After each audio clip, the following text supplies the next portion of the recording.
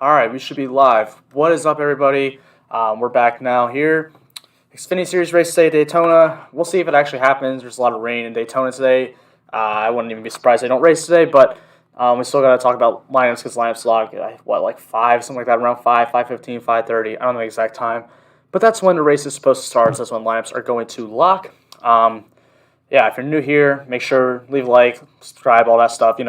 Hit all helps me grow, helps me get out there. Share this if you want with other people who are going to be playing Xfinity DFS today. Only on Drafting's, no FanDuel. So we're going to start out talking about strategy because this is Daytona. It's going to be the same strategy as we talked about the Cup race, as same strategy we talked about truck race. And you know what? Why don't we talk about that truck race last night? First lap, going to the green flag, they wrecked. James Busher, over half my lineup's dead. I was just like, oh my goodness. I mean, they weren't that dead because they started last. They didn't lose points, but man, I can't even imagine that was what a way to start the season with having a guy wreck on not even before the green flag. Oh man, that was disappointing. But I still ended up somehow profiting, so I hope you guys did as well because that strategy, even though you can have guys wreck and still be fine.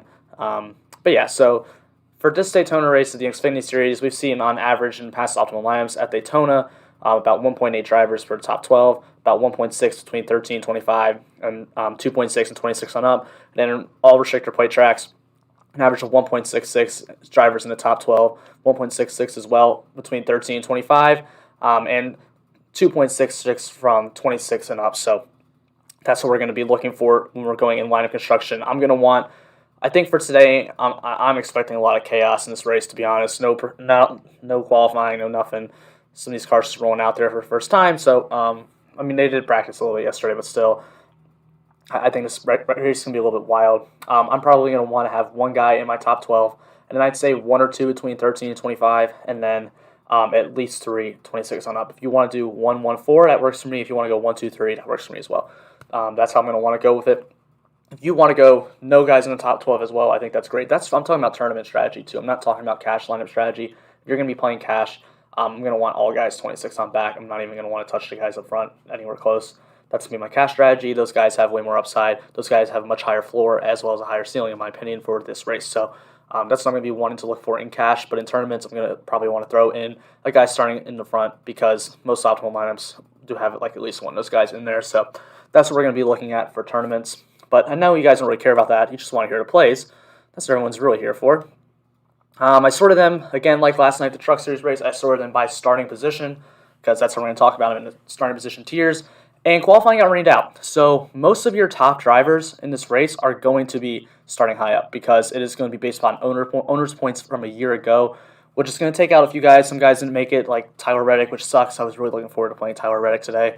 I thought he could have given a really good shot at the win, but he's not going to be able to race today. So there's some other guys that are just kind of more like back markers that we would have played, but that's okay. Without them, we'll be fine. But yeah, so no qualifying. It got rained out. Owners' points. This is what the starting lineup is going to look like. Austin Cindric's going to be on the pole.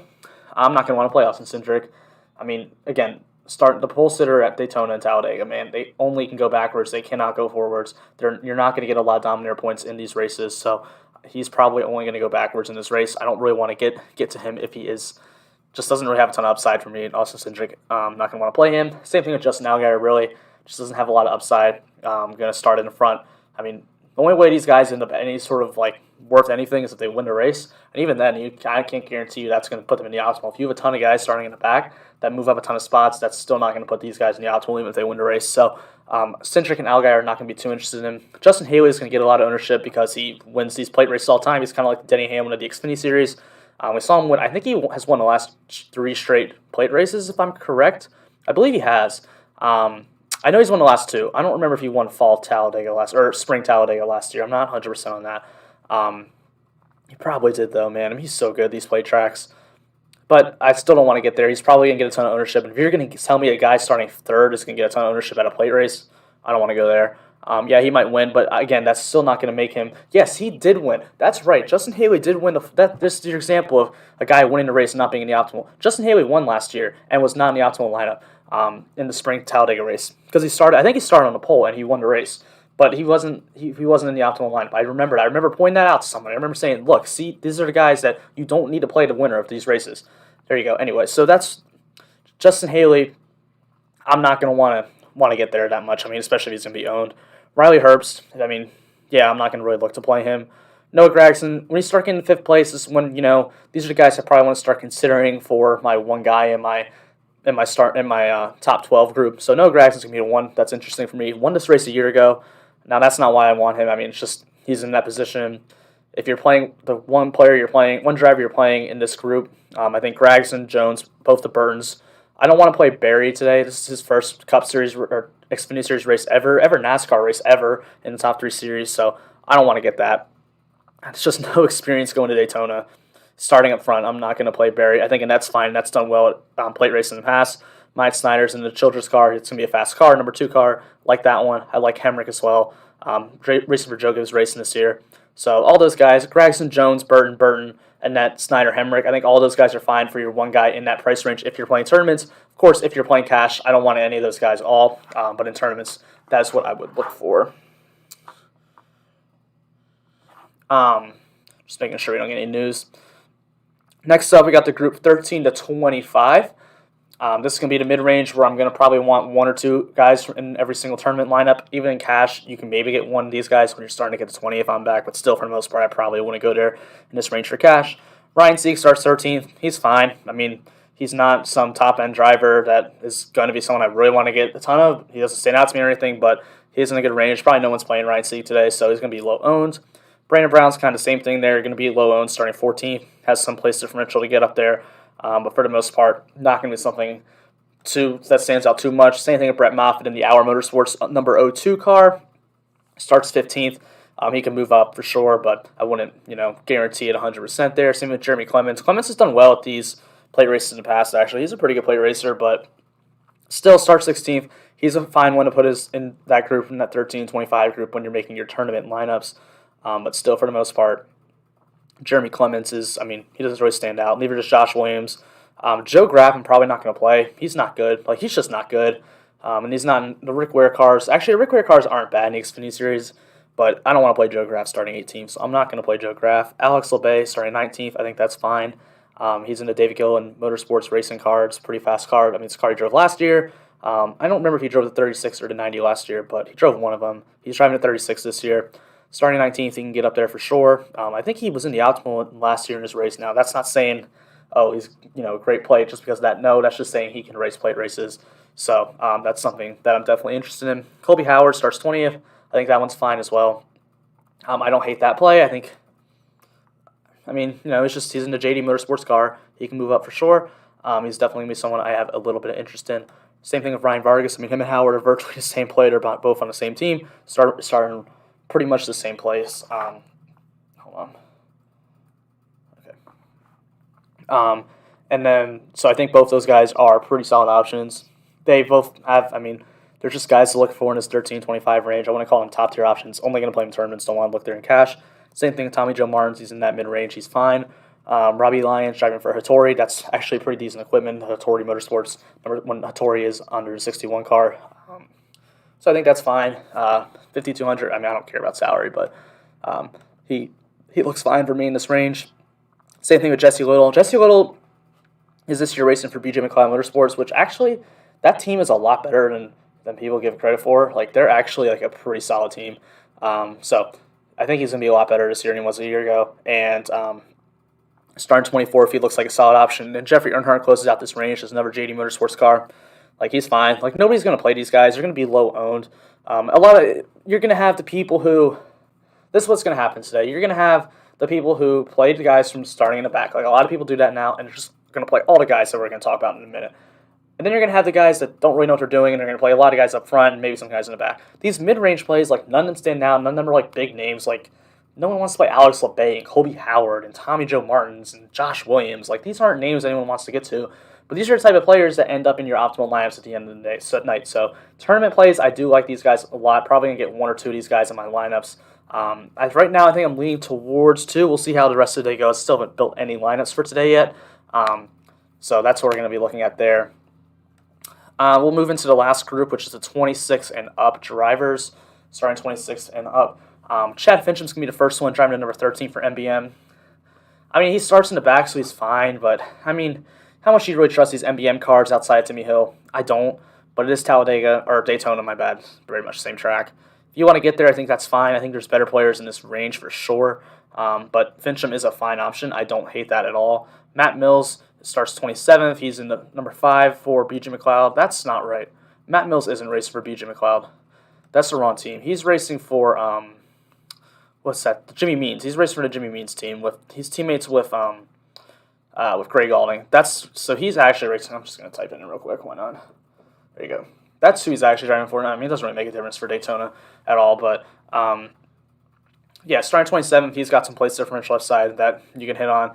Danny Bone in that new team, the Big Machine Racing team, number 48 car, starts 28th. I don't think anyone's going to play him. He's all the way down. Like, remember last night when we talked about Jason White, no one's going to play him because he was so far down with all the outs. That's what Danny Bone is, and Danny Bone's actually like a pretty solid driver. This car isn't bad. Starting 28th, I don't think anyone's going to play him. I don't think anyone's going to play Cody Ware, and Cody Ware is one of my favorite plays today. Yeah, he's driving for Rick Ware Racing, but Rick Ware Racing Cup Series and Rick Ware Racing Xfinity Series are two completely different things. Rick Ware Racing is like top 20 material in the Xfinity Series. They have some top 20 cars, and especially in the plate race, where we've seen Cody Ware do well in the Cup Series at a plate track. I think that's a good play, really good play starting 29th, especially a tournament play. If you want to go during cash too, I think that's great, but you don't have to. But in tournaments, I love Cody Ware. Definitely be someone I like. Bailey Curry starts 30th. He's driving for Mike Harmon's team this year in the 74. Fine, I mean, they got sponsors right now, starting 30th. Has a lot of place differential. And then here comes the two mega chalks, AJ Allmendinger, Ty Dillon. These are going to be the guys that everyone plays. I mean, I'm going to play them too, man. Like, they're just, I mean, first of all, Allmendinger is just one of the best plate track drivers. I mean, we see him up there competing for the win every single time. And now he starts 31st. Look at all that place differential he's going to have. Same thing with Ty Dillon. He's driving to 54 for Joe Gibbs Racing this week. I mean, both these guys are just, they feel like locks to play, in cash 100%. And then in tournaments, I'm going to play a lot of these guys today, man. There's going to be a lot of exposure to AJ Allmendinger and Ty Dillon in my lineups today. These are going to be guys I want to get to. I really like going to both of them. I mean, it's just, you're playing cash. First two players you're putting in are AJ Allmendinger and Ty Dillon. And then Greg Alding. Those are your first three guys you're putting in. We'll talk about Greg Alding in a second. Landon Castle, look, starts 33rd. He's in the JD Motorsports car, number 4 car. He's got sponsorship this year. I really like Landon Castle. I think he's a talented driver, a lot more talented than some of these other guys in the series. Starting 33rd, I really like this play a lot. Fortunately, I really like the plays in the 30s today. They all look really good. Kyle Weatherman starts 34th. And maybe I'll just go 4-1-1s today. I mean, gosh, this back is stacked this week. Kyle Weatherman driving for Mike Harmon. They got sponsorship. Starts 34th. He can move up. Greg Alding. I mean, this guy last year, I think in the 2 plate races he raced, he was optimal. I mean, he was finishing top 5s. Like, he's like legit at these plate tracks. Very, very good plate racer. Starts 35th. He has a ton of place differential. I love that spot especially. I think this is going to be interesting for Greg Alding this year on his Jimmy Means team. I think he could actually be competitive. I think we could see him competing for wins at plate tracks and at road courses. So really interested in Greg Alding this year. Starting 35th, really like him today. Stephen Parsons starts 36th. He's driving the BJ McLeod car, 99 car. Great spot for him as well. I like this. Timmy Hill. If people remember last year at Daytona, Timmy Hill finished, 3rd, 4th? He had a top 5. He had a top 5 run at Daytona. So they're going to be competitive in this race. Like, they're actually going to race. It's not a starting park here for Timmy Hill. They got sponsors. He starts 37th. He has a lot of place differential upside.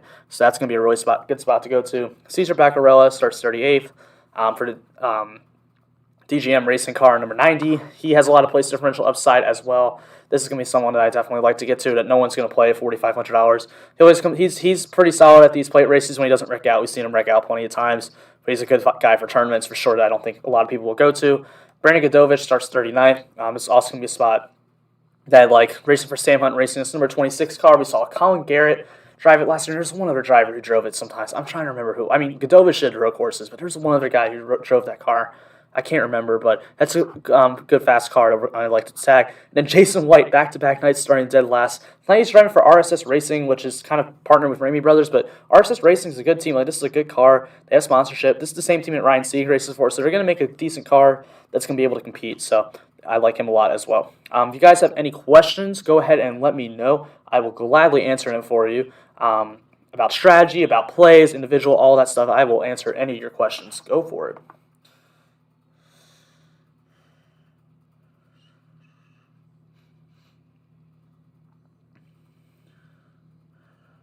Okay.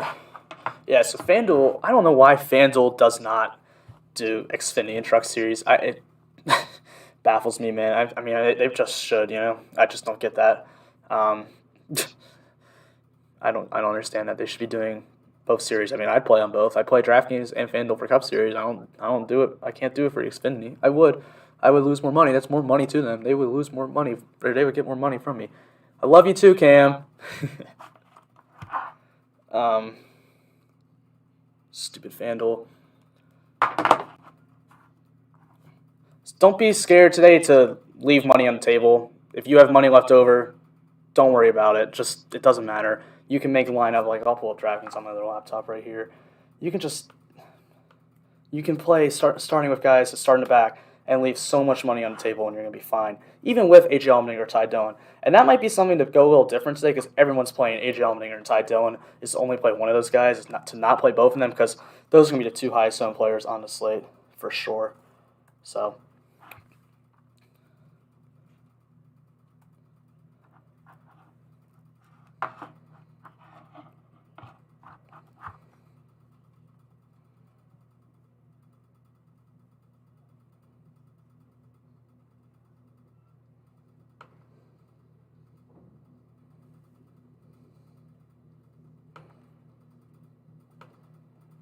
all right, let's see what we can do with an Xfinity Series lineup on DraftKings.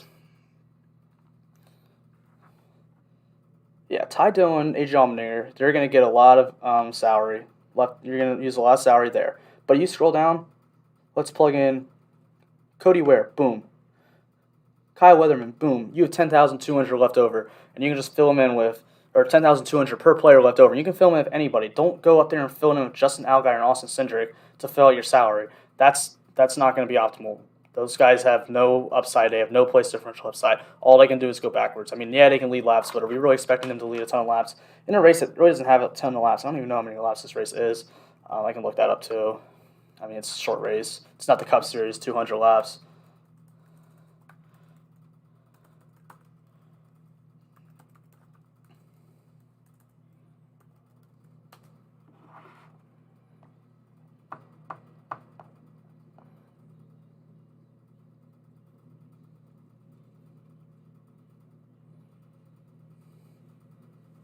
If only playing one AJ or Ty Dillon, AJ Allmendinger. I mean, we've seen him compete for wins. We've seen him. Has he won one of these? I don't think he's actually won a plate race, but he should have won Daytona last year. He got turned on the last corner.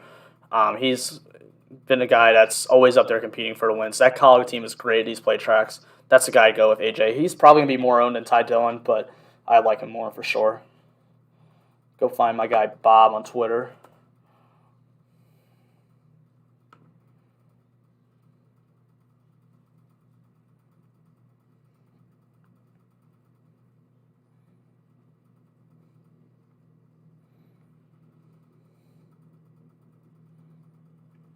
Is it really that hard to find how many laps this race is? I mean, come on.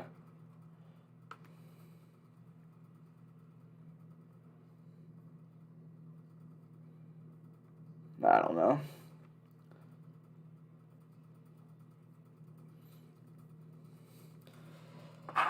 All right, well, if I don't get any questions in the next minute or two, I'm probably going to head out because it is Saturday. I want to go have fun, so. And I guess got to make a lineup still, but after that.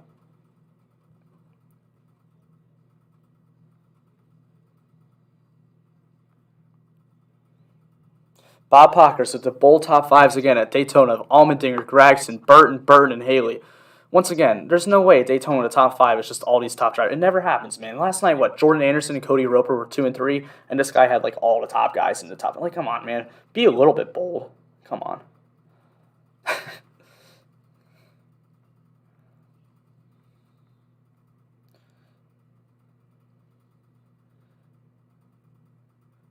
This man really does not. How is it really? Why is it this hard to find how many laps the Xfinity race is? All right, Google.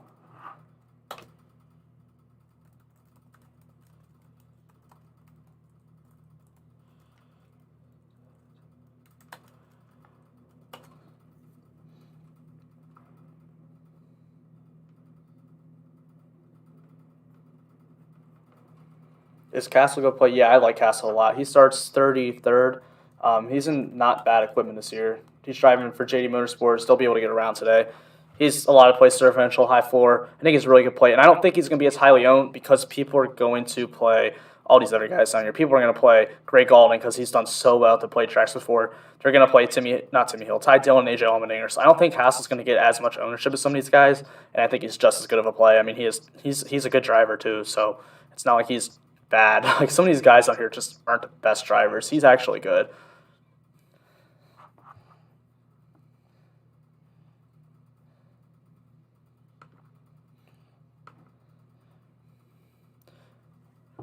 Or Godovich. Brandon Godovich, I think Godovich is interesting too because he starts so far back. Starting 39th, he has nowhere to lose. Like, he can lose one spot, so -1 points. And I mean, yeah, if he finishes last, like, I mean, crap can happen like last night with stupid James Buescher wrecking before the green flag even happens. But, I mean, I'm not going to expect that. That doesn't happen often. So Brandon Godovich, he doesn't have any spots to lose. He's in a good car. Yeah, I think he's a good play starting 39th.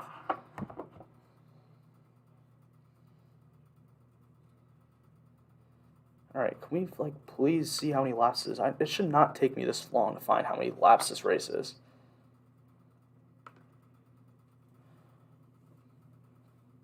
I just want to talk about dominators and why they're not that important.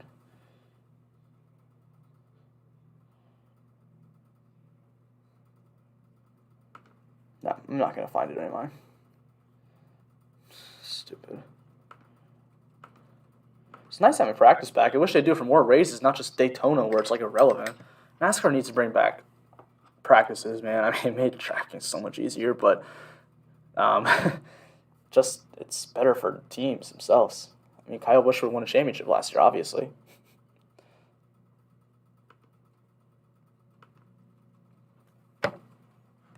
All right, I think I'm going to head out. If you guys have any more questions for me, you can always go hit me up on Twitter at @NateLane_. I'll answer any questions you have. But yeah, that's really all I got today. Have a great rest of your day. Let's hopefully not lose all our money on before the green flag tonight. Let's at least make it like 20 laps before we end up going down in a hole. Have a good day.